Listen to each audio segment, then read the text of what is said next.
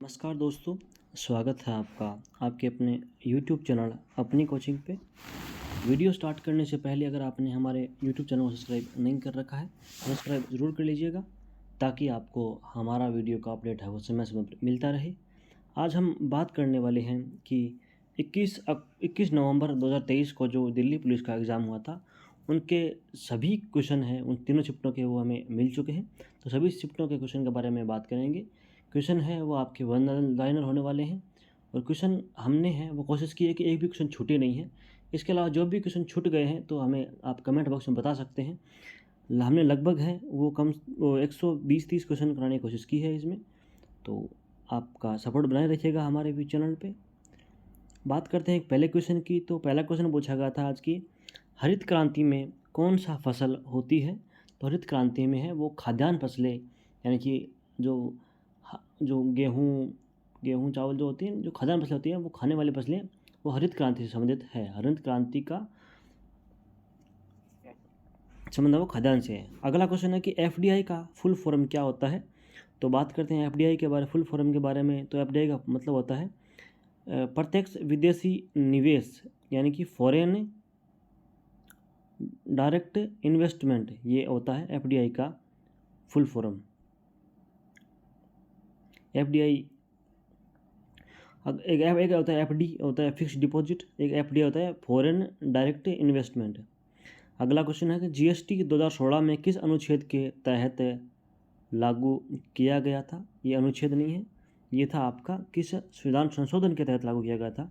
तो ये आपका हो जाएगा अनुच्छेद 101 के तहत है। वो संविधान के संशोधन के 101वां संविधान संशोधन हुआ था, उसमें है वो जीएसटी के बारे में बात की थी।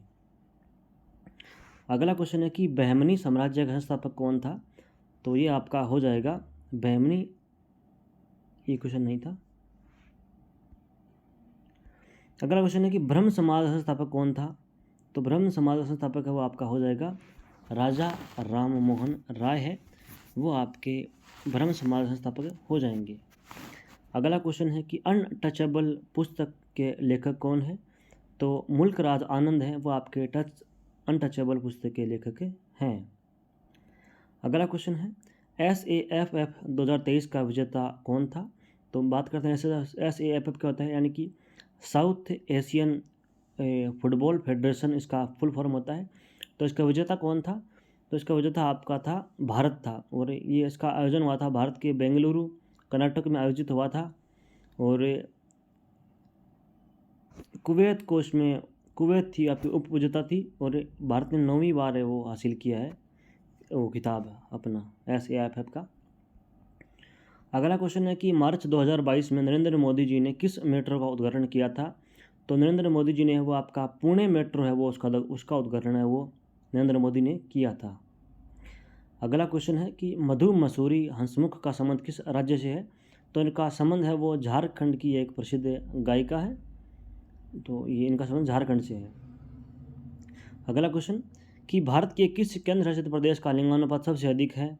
तो पुडुचेरी का लिंगानुपात है जो कि आपका केंद्र शासित प्रदेश है, उसका सबसे अधिक है। और बात करें कितना है, तो 1037 है। और पुडुचेरी का माहे जिला है वो भारत में सबसे अधिक लिंगानुपात वाला जिला है, जिसका लिंगानुपात आपका 1176 है। अगला क्वेश्चन है कि PTFE का फुल फॉर्म क्या होता है? तो इसका फुल फॉर्म होता है पॉलीटेट्रा फ्लोरोएथिलीन, या इसे दूसरे शब्दों में टेफ्लॉन भी कहते हैं। ये हो जाएगा आपका PTFE, यह एक संश्लेषित फ्लोरो बहुलक होता है। अगला क्वेश्चन है कि रमन अनुसंधान संस्थान कहाँ पर है? तो ये आपका CV रमन जो आपके वैज्ञानिक थे उनके नाम पर ये खोला गया था। तो रमन अनुसंधान केंद्र कहाँ है आपका? बेंगलुरु में है। अगला क्वेश्चन है कि विलासिनी नाट्य किस राज्य से संबंधित है? तो विलासिनी नाट्य आपका हो जाएगा आंध्र प्रदेश से संबंधित हो जाएगा इसका। अगला क्वेश्चन है कि स्वतंत्रता के बाद पहला राष्ट्रीय खेल कब आयोजित किया गया था? तो ये आपका हो गया था 1948 में है वो आपका आयोजित किया गया था। अगला क्वेश्चन है कि हेपेटाइटिस रोग है वो का संबंध किस अंग से है? तो इसका संबंध आपका हो जाएगा लीवर, या इसे शब्दों में यकृत भी कहते हैं, दूसरे शब्दों में लीवर या यकृत का संबंध है वो आपका हेपेटाइटिस से है। अगला क्वेश्चन है कि नीति आयोग की स्थापना है वो किस पंचवर्षीय योजना के तहत की गई थी? तो उसकी स्थापना है वो 12वीं पंचवर्षीय योजना के बीच में की गई थी। उसकी स्थापना है वो आपको 2014 में की गई थी। और ये जो 12वीं पंचवर्षीय योजना थी वो आपका थी, कार्यकाल था 2012 से 2017 के बीच में था कार्यकाल इसका। ये अंतिम योजना थी और अंतिम योजना वो पंचवर्षीय योजना थी और योजना आयोग के स्थान पर अब आपका नीति आयोग बना था। अगला क्वेश्चन है कि राष्ट्रीय युवा दिवस 12 जनवरी को किसकी याद में मनाया जाता है? तो आप सभी जानते होंगे, तो इजी क्वेश्चन था। स्वामी विवेकानंद है, उनकी याद में है वो, उनके जन्म दिवस के रूप में है वो हमें राष्ट्रीय युवा दिवस मनाते हैं। अगला क्वेश्चन है कि दिल्ली सल्तनत में भूमि कर का क्या नाम था? तो आपका हो जाएगा, ऑप्शन था आपका खराज, ऑप्शन था आपका। इसके अलावा दिल्ली सल्तनत में अन्य जो कर थे उनके बारे में बात करें तो एक था आपका जकात कर, इसका मतलब हो जाएगा मुसलमानों से संपत्ति पर वसूला जाने वाला 2.5% कर था। अगला था जजिया कर, तो इसका अर्थ होगा कि मुस्लिम प्राधिकार के अधीन रहने वाले गैर मुसलमानों पर लगाया जाने वाला अतिरिक्त कर था, उसे जजिया कर कहते थे। अगला एक कर था खाम कर, तो यह युद्धों के दौरान पकड़ी गई लूट का 5वां हिस्सा था आपका, ये खाम कर था। अगला क्वेश्चन है कि भारत की संसद में पंचवर्षीय योजना सबसे पहले किसके द्वारा शुरू की गई थी? तो ये आपके शुरू की गई थी पंडित जवाहरलाल नेहरू के द्वारा की गई थी, जो कि भारत के पहले प्रधानमंत्री थे। और ये शुरू की गई थी आपके 1951 से 1956 के बीच में वो शुरू की गई थी। अगला क्वेश्चन है कि बोध गया मंदिर कहाँ स्थित है? तो बोध गया मंदिर आपका बिहार जिले में है और बिहार के गया नामक स्थान पर है। और यह महाबोधि मंदिर के रूप में वो महत्वपूर्ण बौद्ध तीर्थ स्थल है, बिहार का गया जिला। अगला क्वेश्चन, उत्तरी मैदान का निर्माण कौन सी नदी करती है? तो उत्तरी मैदान का निर्माण आपका सिंधु, गंगा और ब्रह्मपुत्र 3 नदियां हैं वो आपका भारत के उत्तरी मैदान का निर्माण करती है। सिंधु नदी वो सिंधु नदी आपके जो उत्तरी मैदान में 3 भाग पाए जाते हैं, पंजाब मैदान, गंगा का मैदान और ब्रह्मपुत्र का मैदान, ये आपके 3 पार्ट है। अगला क्वेश्चन है कि जलियांवाला बाग हत्याकांड है वो किस वर्ष हुआ था? तो ये आपका हुआ था 13 अप्रैल 1919 को है वो आपका जलियांवाला बाग हत्याकांड हुआ था। इसका जनरल कौन था? वो तो जनरल डायर था, जिसने आदेश दिया था गोली चलाने का। अगला क्वेश्चन है कि अजंता की गुफाएं कौन सी नदी के बाईं ओर स्थित है? तो वो नदी आपकी हो जाएगी वाघोरा नदी है, वो उसके बाईं ओर है वो आपके अजंता की गुफाएं स्थित है। बात करें इनके बारे में तो ये गुफाएं हैं वो महाराष्ट्र के औरंगाबाद जिले में सहयाद्री की पहाड़ियों के पर स्थित है। और इन गुफाओं का विकास है आपके 200 ईसा पूर्व से 650 ईसा पूर्व के मध्य हुआ था। ये कहाँ स्थित है? तो महाराष्ट्र में स्थित है। अगला क्वेश्चन है कि कौटिल्य, जिन्हें चाणक्य या विष्णुगुप्त भी कहते हैं, उनकी पुस्तक कौन थी प्रसिद्ध पुस्तक? तो उनकी पुस्तक का नाम था अर्थशास्त्र। अगला क्वेश्चन, ग्राम पंचायत का गठन है वो किस अनुच्छेद के तहत किया जाता है? तो ये आपका हो जाएगा अनुच्छेद 40 के तहत वो ग्राम पंचायत का गठन किया जाता है। अगला क्वेश्चन, महात्मा गांधी ने 1918 में कौन सा आंदोलन चलाया था? तो वो आपका चलाया था खेड़ा सत्याग्रह। अगला क्वेश्चन, कुमारी लीला सैमसन किस नृत्य से संबंधित है? तो इनका संबंध आपका हो जाएगा भरतनाट्यम से।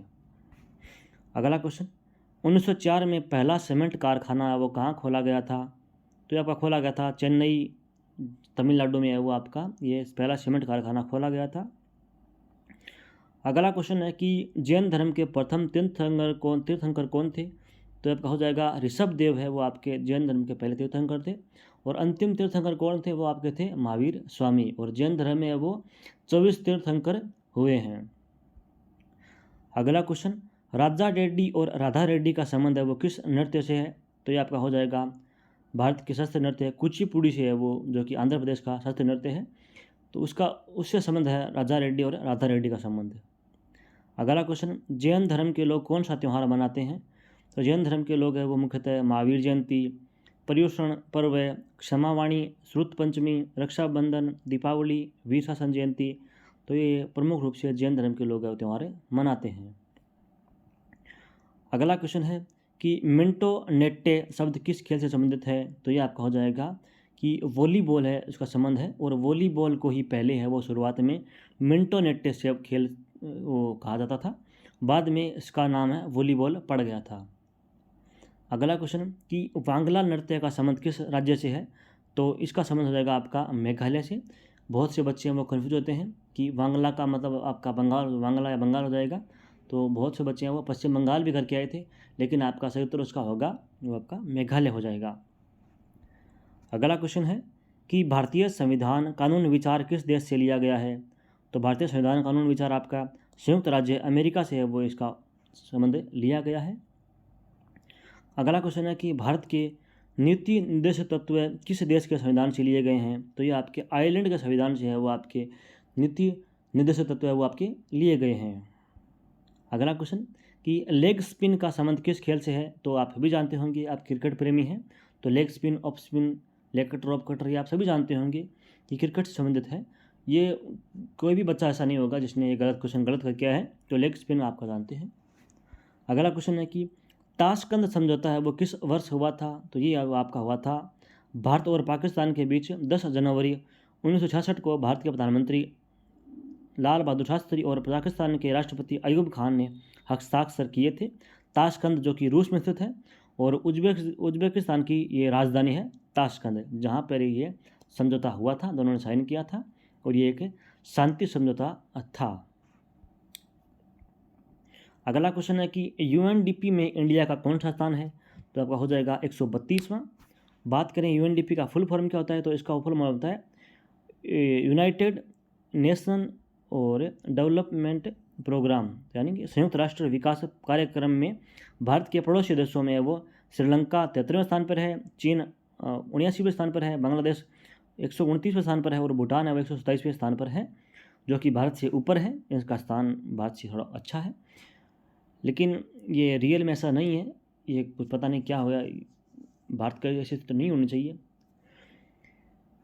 और ये क्वेश्चन आपसे मैंने बताया यूएनडीपी का जो भारत का स्थान है वो बताया है। इसके अलावा आपसे ये भी प्रश्न पूछ सकते हैं कि जो पास के पड़ोसी देश हैं उनका स्थान कितना है, क्योंकि इनकी स्थिति हमसे बेहतर है, तो आपसे ये पूछ सकते हैं कि ऐसा कौन सा राज्य है जो अपने निकट है स्थान के अंदर।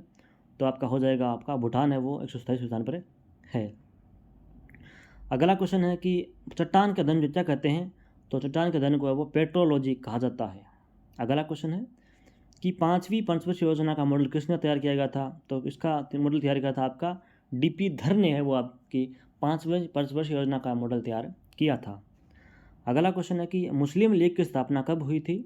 तो मुस्लिम लीग की स्थापना आपका 30 दिसंबर 1906 को ढाका बांग्लादेश में हुई थी मुस्लिम लीग की स्थापना। अगला क्वेश्चन है कि बंधन बैंक की स्थापना कब हुई थी?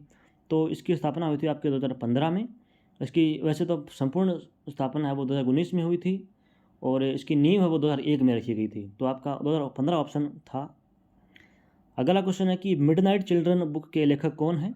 तो सलमान रशदी है वो आपके मिडनाइट चिल्ड्रन बुक के लेखक हो जाएंगे। अगला क्वेश्चन है कि सोनल मानसिंह का संबंध किस नृत्य से है?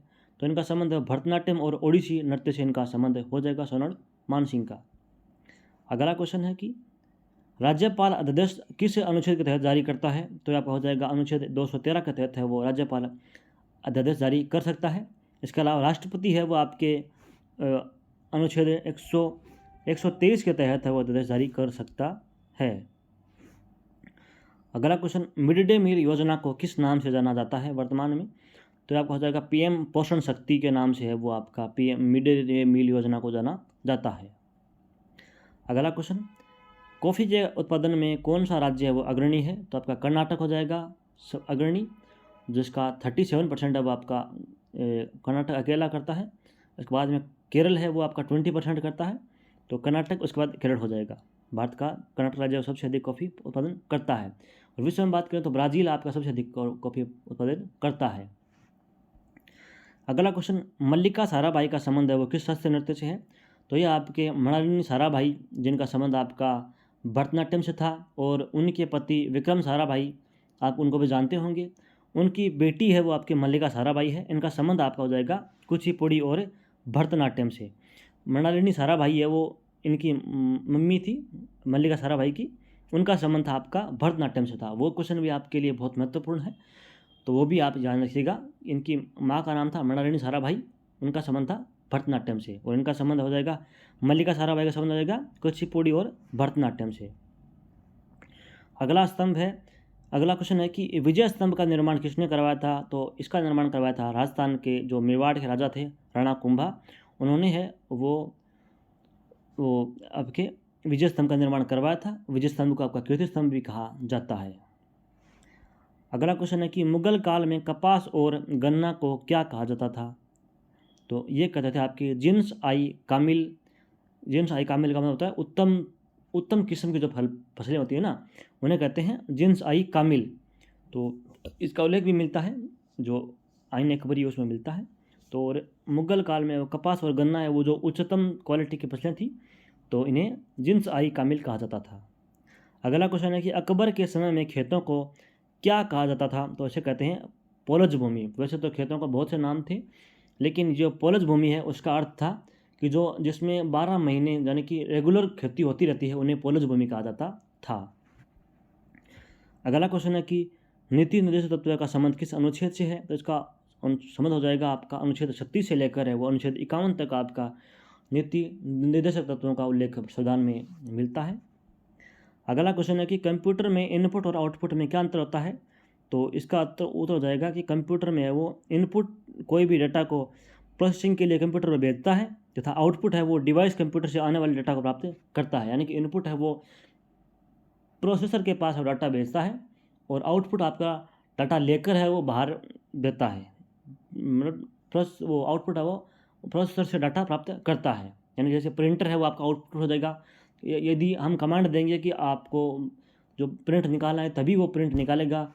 इसके अलावा अगर हम जैसे और भी इनपुट है, जैसे कीबोर्ड है आपका इनपुट हो जाएगा, माउस आपका इनपुट हो जाएगा। जैसे हम कमांड बाहर से देंगे ना, आउटपुट से इनपुट से देंगे, तो तभी है वो अंदर आपको प्रोसेसर है वो मानेगा कुछ चीज़। अगला क्वेश्चन है कि द्वितीय विश्व युद्ध है वो कब से कब तक चला था? तो इसका काल था जो आपका 1 सितंबर 1939 से लेकर 2 सितंबर 1945 तक के बीच में था द्वितीय विश्व युद्ध। अगला क्वेश्चन 1976 में भारतीय संविधान में क्या शामिल किया गया था? तो 1976 में वो आपका 42वां संविधान संशोधन हुआ था और इसके में मुख्य रूप से वो भारतीय संविधान की प्रस्तावना में 3 नए शब्द समाजवादी, धर्मनिरपेक्ष या और राष्ट्र की एकता और अखंडता शब्द जोड़े गए थे। और भारतीय संविधान में भाग 4A को जोड़कर अनुच्छेद 51A में नागरिकों के लिए 10 मौलिक कर्तव्य जोड़े गए थे। अनुच्छेद 39 में बालकों के स्वस्थ विकास के लिए अवसरों की सुरक्षित करना शामिल होता है। और इसमें मुख्य रूप से 2 चीज़ थी कि एक तो मौलिक कर्तव्य मौलिक जो अधिकार मौलिक कर्तव्य जोड़े गए थे, और इसके अलावा जो संविधान में वो प्रस्तावना में 3 शब्द जोड़े गए थे। इसके अलावा और भी बहुत से राष्ट्रपति के पावर है, राष्ट्रपति को भी पावर दी गई थी। ये कुछ था। अगला क्वेश्चन है कि समभारिक किसे कहते हैं? तो समभारिक हो जाएगा आपका जो परमाणु के नाभिक होते हैं, जिनमें जो 2 परमाणु उनके नाभिक जिनके नाभिक परमाणु द्रव्यमान समान होते हैं तथा जिन नाभिक के परमाणु द्रव्यमान समान होते हैं तथा परमाणु क्रमांक अलग अलग होते हैं, उसे समभारिक कहते हैं। एक होता है समस्थानिक, उसमें परमाणु द्रव्यमान है वो अलग अलग होते हैं और परमाणु क्रमांक समान होते हैं। अगला क्वेश्चन है कि बायोम किसे कहते हैं? तो आप सभी आसान शब्दों में समझे तो बायोम है वो धरती या समुद्र के किसी ऐसे बड़े क्षेत्र को बोलते हैं जिसमें सभी भागों में मौसम, भूगोल और निवासी जीवों विशेषकर पौधों और प्राणी की समानता हो, तो उसे बायोम कहते हैं। अगला क्वेश्चन है कि ओलंपिक खेलों में स्विमिंग पूल की लंबाई कितनी होती है, लंबाई चौड़ाई? तो आपका 50 मीटर लंबा होता है और 25 मीटर चौड़ा होता है स्विमिंग पूल। अगला क्वेश्चन है कि सभी अभाज्य संख्याओं का गुणन कर दिया जाए तो इकाई का अंक क्या होगा? तो आप सभी जानते हो अभाज्य संख्या क्या होती है, 2, 3, 5, जो मतलब कटती नहीं है आपस में, 2, 3, 5, 7, 9 तो नहीं है, 11, 13, ये सभी जब अभाज्य संख्याएं हैं। यानी में जो सभी संख्या है वो आपकी विषम संख्या है, एक भी संख्या है वो आपकी सम संख्या नहीं है। सम संख्या होगी तो आपका 2 का भाग चल जाएगा। एकमात्र सम संख्या है जो 2 है वो आपके सम संख्या है, जिसमें जो 5 इसको 5 से गुणा करेंगे तो आपका इसका उत्तर हो जाएगा वो इकाई का अंक आपका 0 आएगा। उसके बाद जो भी गुणा करेंगे ना तो उसको सम संख्या आएगी नहीं, तो सम संख्या नहीं आएगी तो आपका जो 0 है वो बनेगा नहीं, तो आपका इकाई का एक ही अंक होगा जो 0 हो जाएगा। तो इकाई का अंक आपको हो जाएगा 0, तो आपका 0 ही रहेगा इकाई का अंक। अगला क्वेश्चन है कि गणतंत्र दिवस की फर्स्ट परेड में मुख्य अतिथि कौन थे? तो आपके इंडोनेशिया के राष्ट्रपति है वो, जो इनका नाम था सुकर्णो, वो आपके गणतंत्र दिवस की फर्स्ट परेड थी उसमें शामिल थे मुख्य अतिथि के रूप में, और ये आपके 1950 में मनाया गया था। अगला क्वेश्चन है कि सबसे कम साक्षरता दर वाला केंद्र शासित प्रदेश कौन सा है? तो ये आपका हो जाएगा दादर एवं नगर हवेली है, उसमें 76.24 है वो साक्षरता दर है, वो सबसे अधिक साक्षरता दर है। तो सॉरी, इसमें ये नहीं है, इसका आपका लक्षद्वीप होगा, सबसे कम नहीं है, लक्षद्वीप होगा। लक्षद्वीप है वो आपका सबसे कम साक्षरता दर है। इसका उत्तर हो जाएगा आपका शायद 64 के पास है, लक्षद्वीप इसका उत्तर होगा। तो आप सुधार लीजिएगा, दादर और नगर हवेली नहीं है, लक्षद्वीप है। ये उत्तर आपका गलत प्रिंट हो गया। अगला क्वेश्चन है कि जूनागढ़ का शिलालेख किससे संबंधित है? तो ये शिलालेख आपका शक शासक रुद्रदमन का है, और यह शिलालेख शक संवत 72 जो कि 150 से 185 ईस्वी का है। इसमें महाक्षत्रप रुद्रदमन द्वारा सुदर्शन झील के मरम्मत आदि के विवरण मिलते हैं। तो आपका किसका था? रुद्रदमन के संबंधित था। अगला क्वेश्चन है कि मानसून का आगमन है वो भारत में कब होता है? तो मानसून की अवधि भारत में जून की शुरुआत से सितंबर के मध्य तक 100 से 120 दिनों के बीच में होती है मानसून। अगला क्वेश्चन है कि अनुच्छेद 13(2) में किसका उल्लेख मिलता है? तो इसका उल्लेख मिलता है कि राज्य को ऐसे कानून नहीं बनाने चाहिए जो कि संविधान में अनुरूप न हो, तो यह राज्य ऐसे कानून नहीं बना सकता है। अगला क्वेश्चन है कि जस्टिफाई की शॉर्टकट की क्या है? तो आपका जो आपका माइक्रोसॉफ्ट वर्ड है उसमें जस्टिफाई का शॉर्टकट की आपका हो जाएगा Ctrl+J है, वो आपका जस्टिफाइड हो जाएगा। अगला क्वेश्चन, पद्मश्री विजेता प्रतिभा प्रहलाद पुरस्कार किस नृत्य से संबंधित है? तो ये आपका हो जाएगा भरतनाट्यम से संबंधित है। वो जो आपकी जो प्रतिभा प्रहलाद है वो आपकी भरतनाट्यम से संबंधित एक नर्तकी थी। अगला क्वेश्चन है, बोकारो इस्पात कारखाना वो किस राज्य में है? तो आप सभी जानते होंगे कि इस्पात कारखाना लगभग आपके झारखंड में स्थित है, तो बोकारो इस्पात कारखाना वो आपका झारखंड में स्थित है। अगला क्वेश्चन है कि सूर्य कुमार यादव है वो किस खेल से संबंधित है? तो ये आपके हो जाएंगे क्रिकेट से संबंधित हो जाएंगे। ये तो आप सभी ने सही किया होगा, इजी क्वेश्चन था। अगला क्वेश्चन है कि रोहिंग्या शरणार्थी कहाँ से आए हैं? तो आपके बांग्लादेश से आए हैं ये रोहिंग्या शरणार्थी। तो बात करें रोहिंग्या के बारे में, तो रोहिंग्या लोग हैं वो आपके इंडो आर्यन जातीय समूह है और मुख्य रूप से इस्लाम का पालन करते हैं। तो ये कहाँ की, ये कौन सी जाति है? तो आपके इंडो आर्यन जातीय समूह है। अगला क्वेश्चन है कि इंडियन एसोसिएशन की स्थापना किसने की थी? तो 1876 में वो सुरेंद्रनाथ बनर्जी और आनंद मोहन बोस ने इंडियन एसोसिएशन की स्थापना की थी। अगला क्वेश्चन, खेड़ा सत्याग्रह कब हुआ था? तो ये आपका हो जाएगा 22 मार्च 1918 को। ये क्वेश्चन आपके फर्स्ट शिफ्ट में पूछा गया था और थर्ड शिफ्ट में पूछा गया था। तो फर्स्ट शिफ्ट में ये पूछा गया था कि खेड़ा सत्याग्रह 1918 में एक वो गांधी जी ने कौन सा सत्याग्रह किया था, और अब पूछ लिया गया है कि खेड़ा सत्याग्रह वो कब हुआ था। अगला क्वेश्चन है कि इंडिया विंस फ्रीडम पुस्तक किसकी आत्मकथा है? तो मौलाना अब्दुल कलाम आज़ाद की वो इंडिया विंस फ्रीडम आत्मकथा पुस्तक है। अगला क्वेश्चन, शेख चिन्ना मौलाना किस वाद्य यंत्र से संबंधित है? तो इनका संबंध हो जाएगा नाद स्वरम से। अगला क्वेश्चन, 1910 में मध्य भारत में कौन सा विद्रोह चला था? तो आपका श्वेत विद्रोह है वो आपका चला था 1910 में, जिसमें गांधी जी भी शामिल थे। पता होगा ना आपको, गांधी जी से ट्रेन से उतार दिया गया था, आपने सुना होगा वो चीज़ें। अगला क्वेश्चन है कि 2011 की जनगणना के अनुसार 10 करोड़ से कम जनसंख्या वाला राज्य कौन सा था? तो ये आपका सिक्किम नहीं होगा, सिक्किम नहीं होगा इसका। इसका जो पश्चिम बंगाल ऑप्शन था वो था पश्चिम बंगाल, पश्चिम बंगाल का उत्तर था, क्योंकि यूपी आपका 10 करोड़ से अधिक है, बिहार आपका 10 करोड़ से अधिक है, इसके अलावा महाराष्ट्र वो भी 10 करोड़ से अधिक है। लेकिन जो आपका ये जो पश्चिम बंगाल था उसका 9 करोड़ 9.5 करोड़ के आसपास है। तो आपका पश्चिम बंगाल आपका उसका उत्तर था, चौथा ऑप्शन था पश्चिम बंगाल, सिक्किम नहीं था ऑप्शन, ऑप्शन में पश्चिम बंगाल था। अगला क्वेश्चन है कि रुद्रदामन किस वंश से संबंधित था? तो इसकी बात हमने पहले कर ली है, ये सेकंड शिफ्ट में पूछा गया था कि भारत के पश्चिमी क्षत्रप वंश का एक शक राजा था। तो आपका ये शक शासक था, वो क्षत्रप वंश का राजा था, और यह भारत के पश्चिमी क्षत्रप वंश का एक शक राजा था। बात कर ली हमने। अगला क्वेश्चन है कि सेबी में ई का अर्थ क्या होता है? तो सेबी का फुल फॉर्म होता है कि securities and exchange board of India. यानी कि XE का हो जाएगा एक्सचेंज। तो ये जो मूल रूप से जो आपकी स्टॉक मार्केट है ना, उस पर ध्यान रखने वाली छवि एक संस्था है।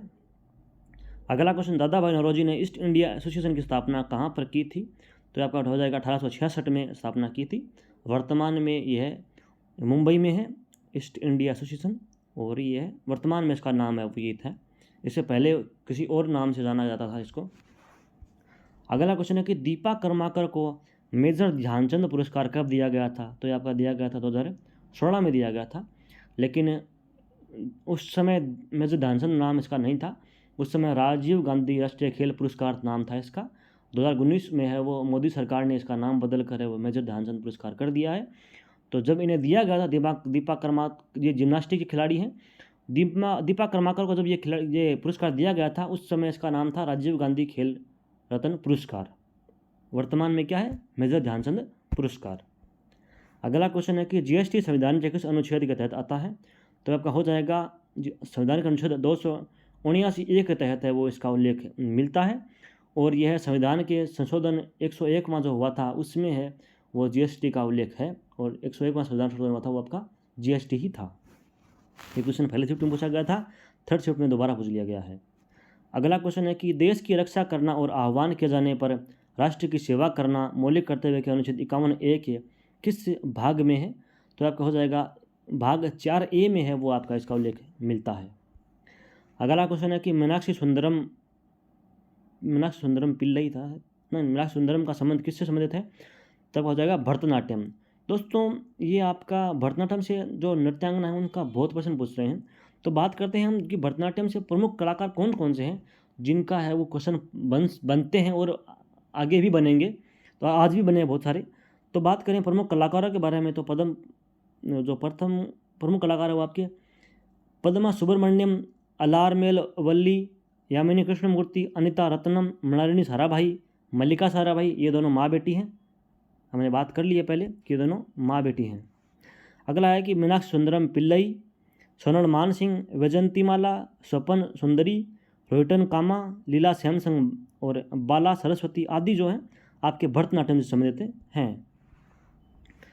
अगला क्वेश्चन है कि इको ग्रीक राजा मिनांडर को बौद्ध धर्म में किसने परिवर्तन किया था?